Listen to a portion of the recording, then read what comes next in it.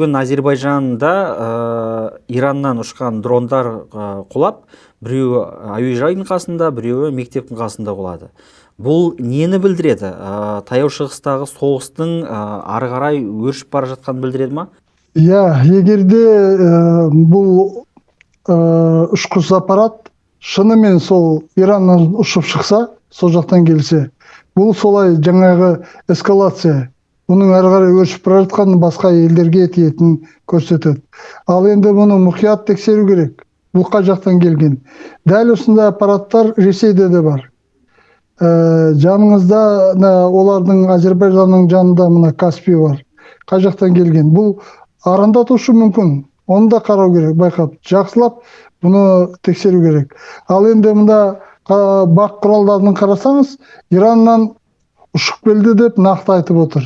Иранда Тебриз деген қалада олардың авиа алаңы бар.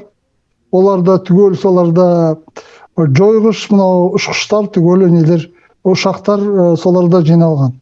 Сол жақтан келуге мүмкіндігі бар.